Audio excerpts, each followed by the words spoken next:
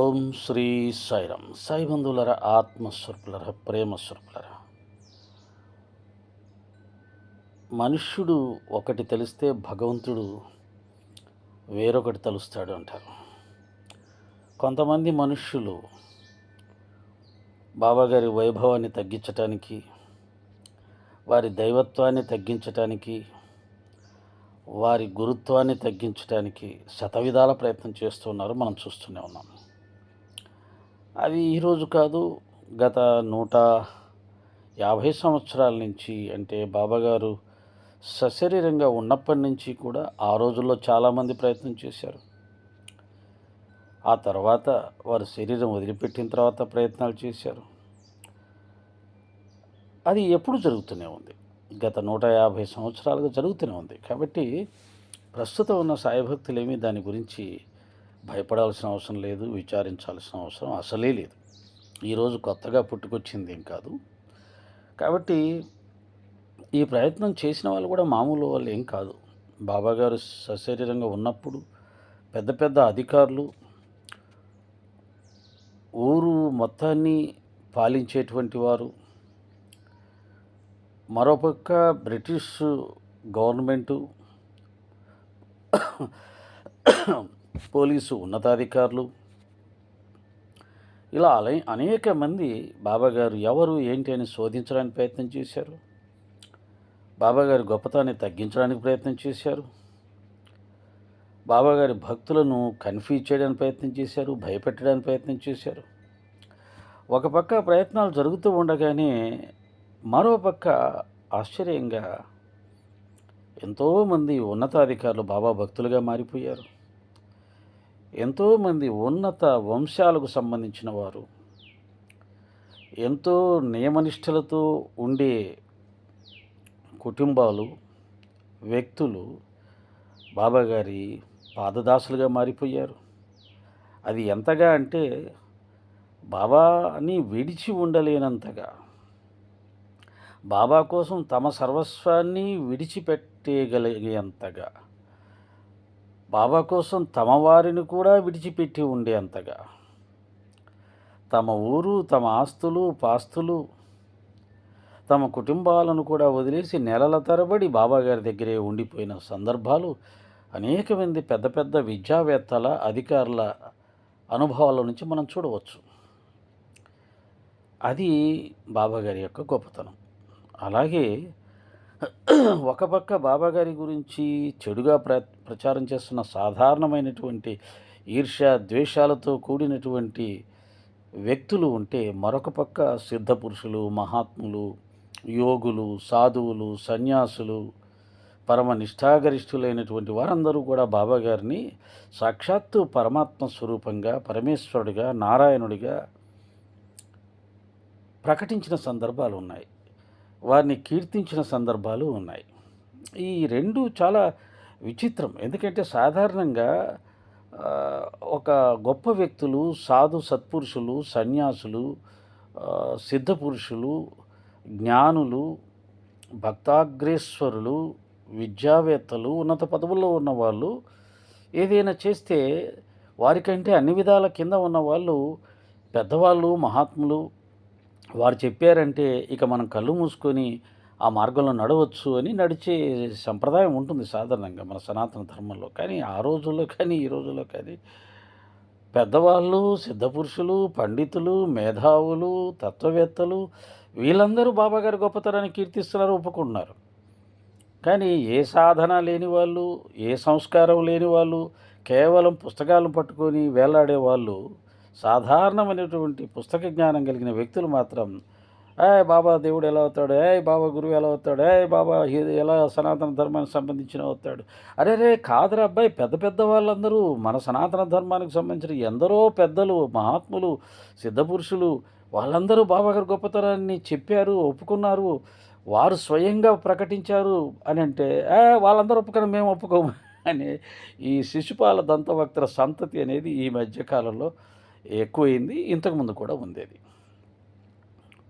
ఇదంతా ఎందుకు చెప్తున్నానంటే, మేరే సాయి అనే ఒక సీరియలు 1432 ఎపిసోడ్స్ తోటి మన భారతదేశాన్ని, ఇంకా చెప్పాలంటే ప్రపంచంలో ఉన్న మన భారతీయుల్ని అందరినీ, అన్ని మతాల వారిని, అన్ని ప్రాంతాల వారిని ఒక ఊపేసి వదిలేసింది. నేను అందుకనే మొన్న చెప్పాను, మెరాసాయి సీరియల్ని ఆపండ్రా బాబు, మీ చేతనైతే, మీకు శక్తి సామర్థ్యాలుంటే. ఎందుకంటే మొన్న ఆ పిల్లవాడు అన్నాడు, మీకు కెపాసిటీ ఉంటే మోహన్ భగవత్ గారిని పిలిపించి చెప్పించండి బాబాగారి గొప్పతనాన్ని. అంటే మా కెపాసిటీ ఉందో లేదో మాకు తెలియదు, కానీ బాబాగారు ఆ కెపాసిటీని సాయి భక్తులకు ప్రసాదించాడు. నువ్వు అన్న 2 రోజుల్లోనే మోహన్ భగవత్ గారు వచ్చి బాబాగారు సనాతన ధర్మానికి సంబంధించిన సిద్ధపురుషుడు అని చెప్పాడు. నీకు కెపాసిటీ ఉంటే మీరందరూ కలిసి ఏం చేస్తారో, ఆ మేరే సాయి సీరియల్ అనేది ప్రసారం కాకుండా, సోషల్ మాధ్యమాలు లేకుండా చేయండి. ఎందుకంటే అది ప్రస్తుతానికి సీరియల్ అయిపోయిందని అనుకుంటున్నాను, వస్తుందో కూడా నాకు తెలియదు. కానీ 1432 ఎపిసోడ్స్ వచ్చింది. మీకు విషయం చెప్తాను, మన రామాయణం 78 ఎపిసోడ్స్ తోటి కంప్లీట్ చేశారు. మన మహాభారతాన్ని 268 300 లోపు ఎపిసోడ్స్తో, 268 300 లోపే ఎపిసోడ్స్తో క్లోజ్ చేశారు. మహాభాగవతం కూడా అంతే, 300 లోపు ఎపిసోడ్స్తో క్లోజ్ చేశారు. అంటే వాటిని ప్రజలు ఆదరించే విధానాన్ని బట్టి ఆ ఎపిసోడ్స్ పెంచుకుంటూ పోతారనమాట. ప్రజల ఆదరణ బాగా ఉంటే ఆ ఎపిసోడ్స్ని సాగదీస్తూ ఉంటారు, పెంచుకుంటూ పోతూ ఉంటారు. అంటే రామాయణం 78, భారతం 268 అంత కూడా లేదనుకుంటున్నాను. భాగవతం మాత్రం 268. ఇవన్నీ ఈ 2 కూడా 300 లోపే. కానీ మెరే సాయి అనే సీరియల్ 1432 ఎపిసోడ్స్ చేశారంటే ప్రజల నుంచి ఎంత ఆదరణ ఉంటే అన్ని ఎపిసోడ్స్ తీస్తాడు. నిజానికి అందులో ఉన్నటువంటి చాలా సంఘటనలు సాయి భక్తులకు తెలియదు. అవి నిజంగా జరిగినవా, లేకపోతే రచయిత కల్పించి బాబాగారి మీద సాయి భక్తులకు లేదా భక్తులకు విపరీతమైన విశ్వాసం, ప్రేమ కాబట్టి విపరీతంగా ఆ యొక్క సీరియల్ సక్సెస్ అవుతుంది కాబట్టి, భక్తులు లేదా ప్రేక్షకులు విపరీతంగా ఆదరిస్తున్నారు కాబట్టి, వ్యాపారం బాగా జరుగుతుంది కాబట్టి అనేకమైనటువంటి కథలు, సంఘటనలు సృష్టించి బాబా పాత్ర ద్వారా దాన్ని నడిపారా తెలియదు. కానీ ఏదైతేమి బాబాగారి యొక్క సీరియలు 1432 ఎపిసోడ్స్ వరకు నడిచిందంటే, భక్తులు అంతగా ఆదరించారంటే ప్రేక్షకులు, బాబాగారి గొప్పతనం ఏంటి, భారతీయులు బాబాగారిని ఎంతగా ఆదరిస్తున్నారు అనేది ఒకసారి ఆలోచిస్తే తెలుస్తుంది. కాబట్టి ఒక పక్క మనమేదో గల్లీలలో పోరాడుతూ ఉంటే, ఆయన తన శక్తి చేత విశ్వమంతా వ్యాపించే ప్రయత్నం చేస్తున్నాడు. అంటే ఒక చీమ గురించి కథ చెప్తారు. చీమ పంచదార పర్వతం దగ్గరికి వచ్చి అలా చూసి ఈ మొత్తం పర్వతాన్ని నేను ఖాళీ చేస్తానంటదంట. ఎందుకని? అది ఒక చిన్న పంచదారని మోసుకొని వెళ్తూ ఉంటుంది. ఒక పంచదారని మోసుకొని వెళ్ళే చీమ పంచదార పర్వతం మొత్తాన్ని ఖాళీ చేస్తారంటుందంట.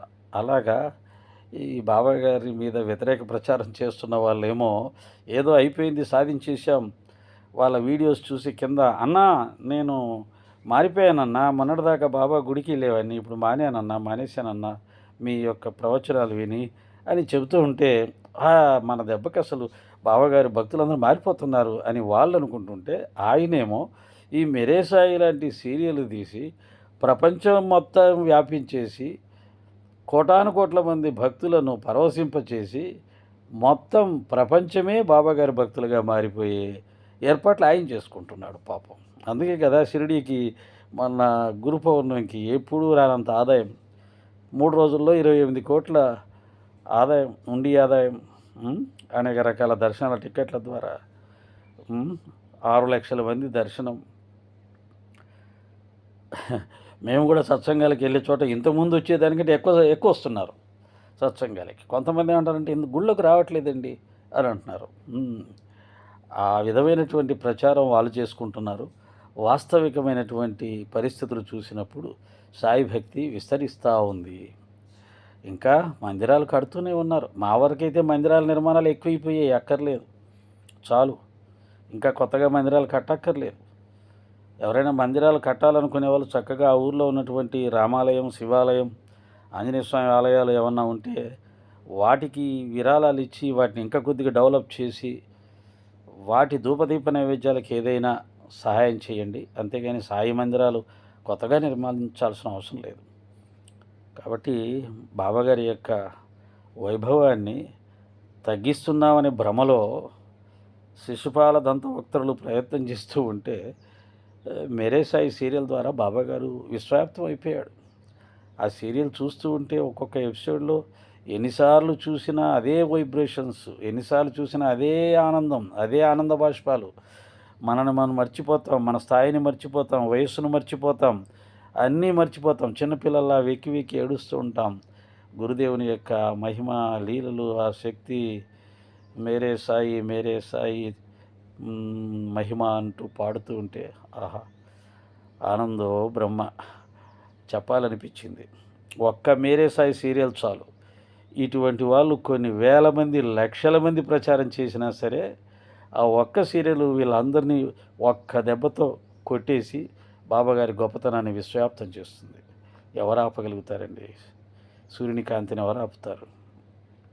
షిరిడీకి వచ్చే భక్తుల్ని ఎవరు ఆపుతారు? ఎవరు ఆపలేరు.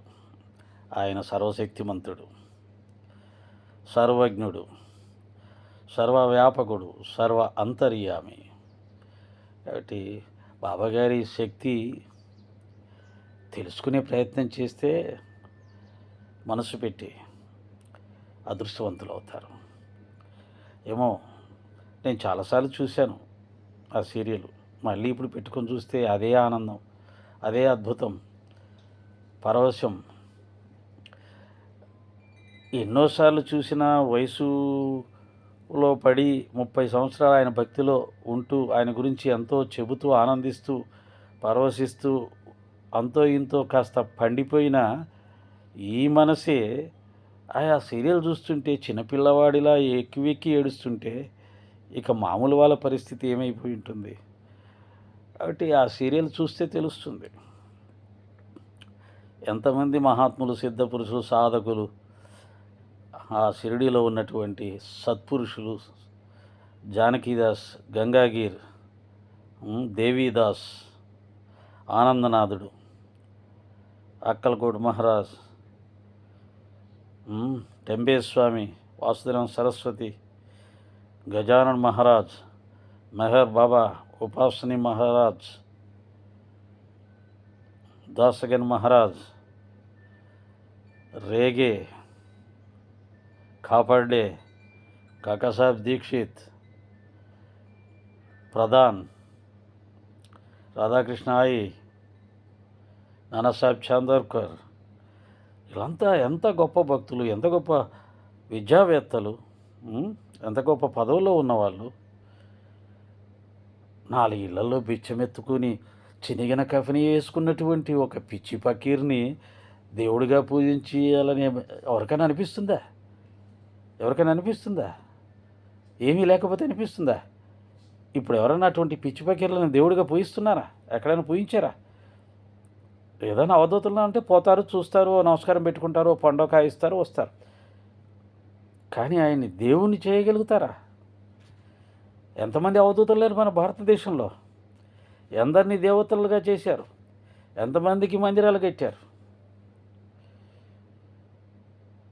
అవధూతలందరికీ ఎవరైతే ఆరాధ్య దేవుడో ఆ దత్తాత్రేయుడు. కాబట్టి సాయినాథుడు గురువులకే గురువు ఆతడు, అవధూతలకే అవధూత ఆతడు, సిద్ధులకే సిద్ధుడు ఆతడు, యోగులకే యోగీశ్వరుడు ఆతడు. కాబట్టి ప్రపంచంలో ఎంతోమంది అవధూతలున్నా, సిద్ధపురుషులున్నా, గురువులున్నా, పరమహంసలున్నా ఆయన మాత్రమే దేవుడిగా ఆరాధించబడుతున్నాడు. గుర్తించగలిగితే ధన్యులు. కాబట్టి మేరే సాయితో బాబాగారి మీద వ్యతిరేక ప్రచారం చేస్తున్నటువంటి వాళ్ళు లక్షలాదిగా వచ్చిన మటాష్. అలుగుటయే ఎరుంగని ఆ అజాత శత్రువే అలిగిన నాడు సాగరములన్నీ ఏకము కాకపోవు.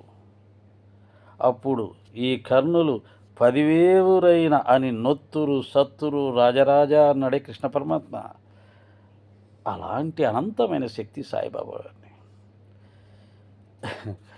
ఆ శక్తిని సిద్ధపురుషులు గొప్పవాళ్ళే తట్టుకోలేక, ఆయన దివ్యత్వాన్ని మహా తేజస్సును చూడలేక ఆయనకు పాదాక్రాంతమై శరణు వేడి, మమ్మల్ని గుర్తుపెట్టుకోవయ్యా, మమ్మల్ని కాస్త కరుణించవయ్యా అని ప్రార్థన చేస్తే ఆ తండ్రి ఆశీస్సులు అందజేశాడు. అటువంటి మహాశక్తిని విమర్శిస్తూ ఈ చిన్న చిన్న పిల్లవాళ్ళు ఎందుకు అలా చేస్తున్నారో తెలియదు. సాయిరామ్.